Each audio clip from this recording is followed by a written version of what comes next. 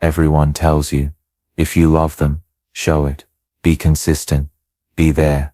But if you try that with an avoidant, you'll lose them instantly, because love to them doesn't feel safe.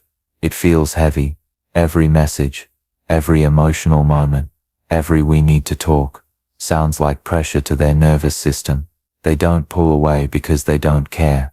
They pull away because closeness feels like losing control. So when you start chasing, explaining, or trying to make them understand, you're not bringing them closer.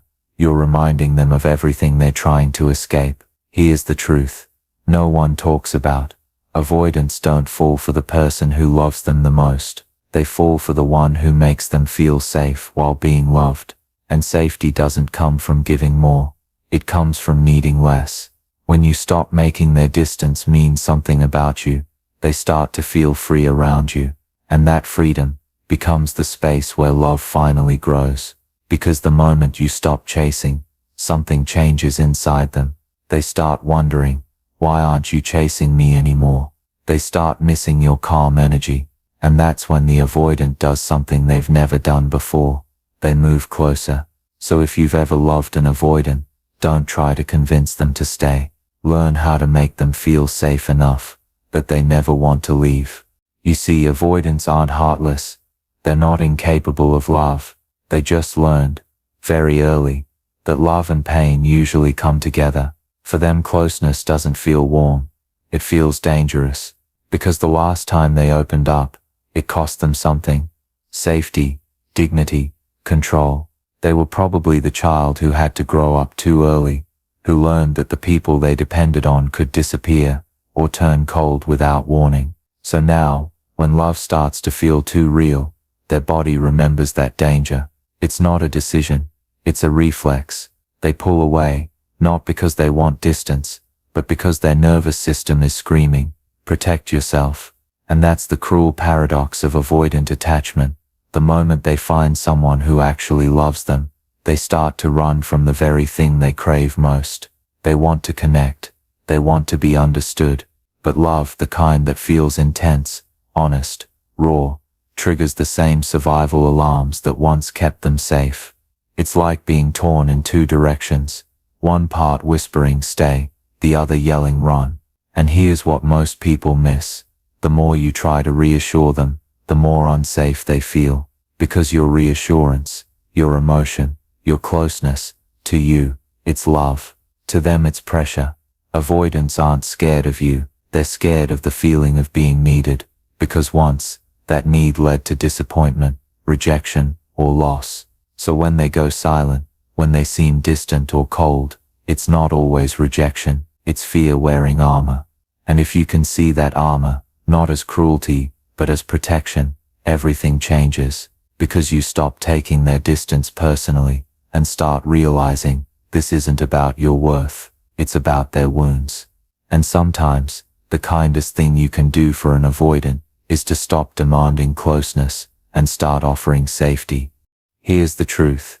Most people don't want to admit, when you're dealing with an avoidant, your natural reaction almost always backfires. You see, you start chasing, not because you want to control them, but because your heart is screaming for closeness. You text more than usual, just to feel seen. You call, you check in, you explain your feelings again and again, hoping that if they just understand they'll stay. And for a moment, it works. Maybe they answer, maybe they respond warmly. But here's the catch. Every effort you make to prove your love actually signals to them, you're moving too fast. This is pressure. To an avoidant, chasing doesn't feel like care. It doesn't feel like affection. It feels like danger. It triggers old patterns, old fears, old memories they can't unlearn. And the more you try, the more they shrink back. Not because they don't love you, but because they've been trained to protect themselves from closeness. Think about your own reactions for a moment. Have you ever caught yourself replaying conversations in your head, wondering if you said too much, called too much, reached out too much? That panic rising in your chest isn't just anxiety. It's the exact energy the avoidant feels when they sense pressure.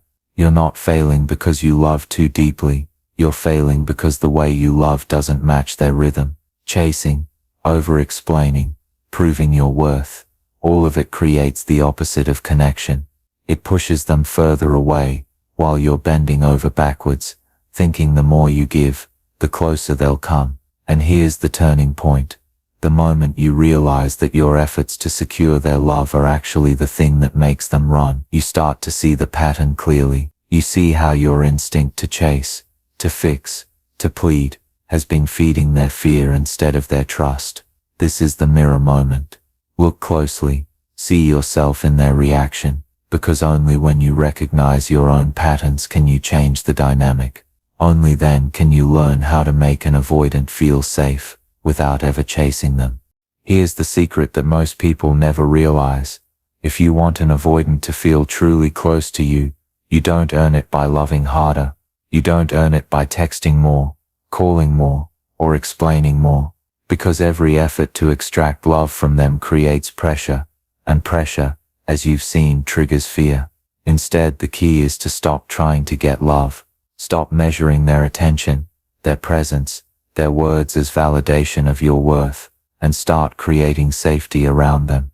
Safety is invisible, yet it's more magnetic than anything else. It's calm energy, consistent boundaries, and steady emotional independence. It's the space where they can breathe without fear of losing control. Think about it. Love by itself can feel heavy. It carries expectations, desires, needs. It's intense, vulnerable, sometimes overwhelming. Safety, on the other hand, feels light. It doesn't ask, it doesn't demand, it simply exists, and in its quiet presence, the avoidant learns they can relax. When you stop chasing and start holding that calm space, something shifts inside them. The part of them that's always been on guard starts to notice you differently. Your energy is steady, your calm is unshakable, and they think, I don't have to run, I can stay here. This isn't magic, it's psychological. You are literally rewiring their sense of trust. Every time they feel safe, every time they notice you aren't panicking or pulling, their defenses lower, ever so slightly. They start connecting with you not because you begged or chased, but because you've created a space where connection isn't dangerous. This is the moment where you realize the profound truth. You don't have to manipulate, argue, or convince an avoidant to love you. All you have to do is become a safe harbor in their storm, and that shift, from seeking their love to holding your own calm, is the single most powerful step toward a real lasting connection. Love feels heavy, safety feels light, and once you understand this switch, everything changes.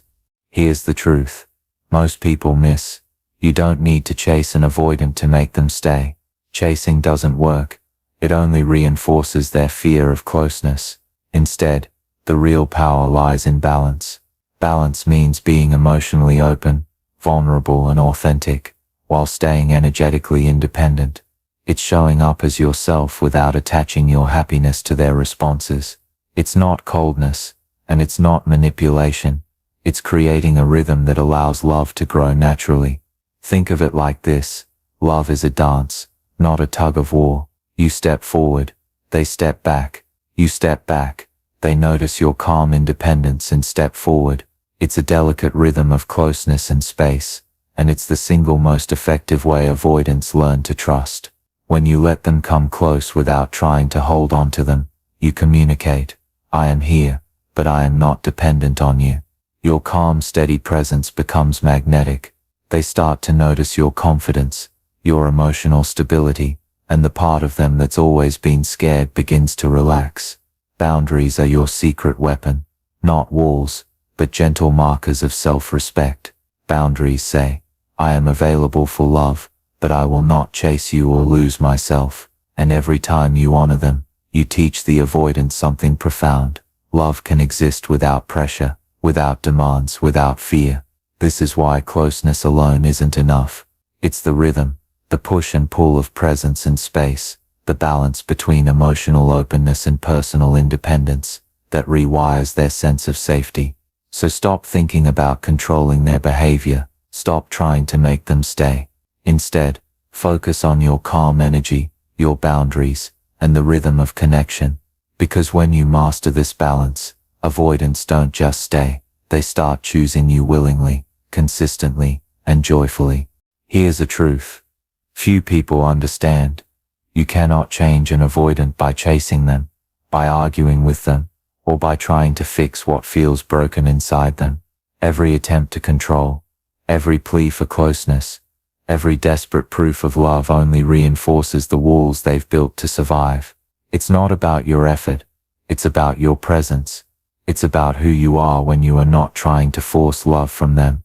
Because the real shift, the power shift, begins within you. The more secure you become, the safer they feel. Your calm becomes their comfort. Your peace becomes the thing they unconsciously crave. Think about it. Avoidants have spent years learning that closeness means danger. But when they meet someone who doesn't panic, doesn't overreach, doesn't chase, something inside them starts to relax. They begin to see that love can exist without pressure, without demands, without fear. And this is where the inner work comes in. It's about tending to your own emotional garden first. It's about nurturing calm, stability, and confidence within yourself. It's about knowing your worth, independent of their attention. It's about becoming the person they never had. Someone whose love doesn't suffocate. Someone whose presence feels safe rather than threatening. Every time you practice this, you send a quiet message. I am whole, I am calm, I am secure, and my love is not a trap. It is freedom. This is the subtle, invisible power that shifts the avoidant dynamic. You stop being the pursuer, the fixer, the anxious lover. You become the safe harbor they've been seeking without even knowing it.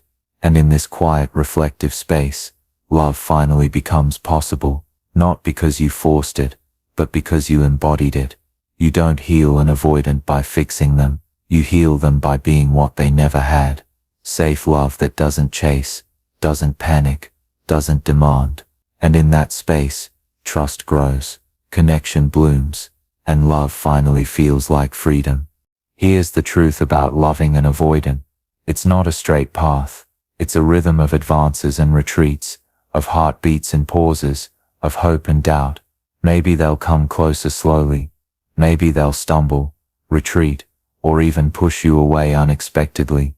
And yet every time you choose peace over panic, every time you refuse to chase, argue, or cling, you send a quiet, undeniable message. Love isn't a trap. Love doesn't demand. Love is safe here. This is the emotional drop, the moment where patience meets profound transformation. It's when you realize that your calm presence is not just a shield for yourself, but a beacon of trust for them. It's the invisible force that gradually reshapes their nervous system, that teaches them closeness doesn't have to hurt.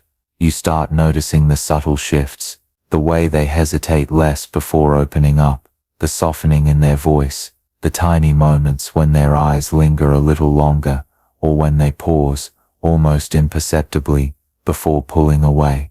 These are not accidents. These are ripples of your calm energy, quietly changing the tides of their heart. And the beauty of it, this shift doesn't happen because you begged, chased, or over-explained. It happens because you embodied safety. You became the stable ground in a stormy world. You stopped reacting to their distance, and instead held a space of unwavering peace.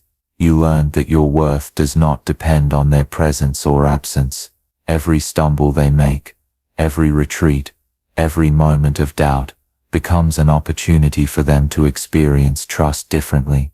And slowly, almost imperceptibly, the avoidant begins to believe that closeness doesn't have to hurt, that love can be consistent, calm, and freeing.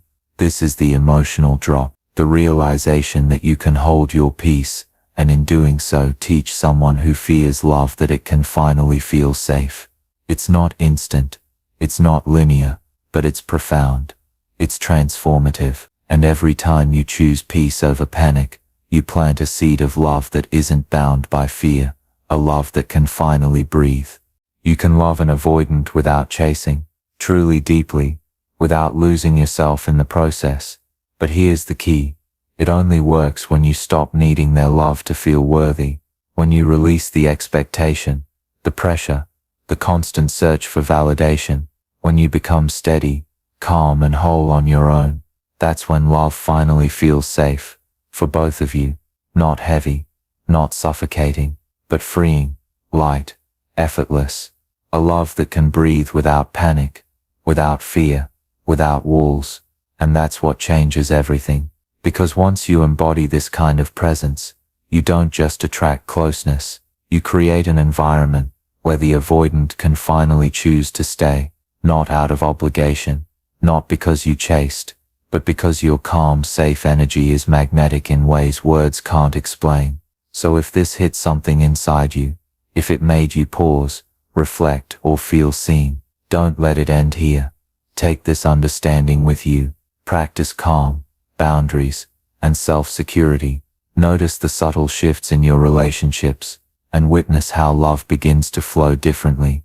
If you want to go even deeper, to uncover exactly how avoidants finally choose love, and how you can create lasting connection without fear, stay till the next video. And while you're here, do this like if it resonated, comment your experience below, share this with someone who needs to hear it, and subscribe for more insights that transform how you love and connect, because this isn't just advice, it's a blueprint for calm, safe, magnetic love, and it starts with you.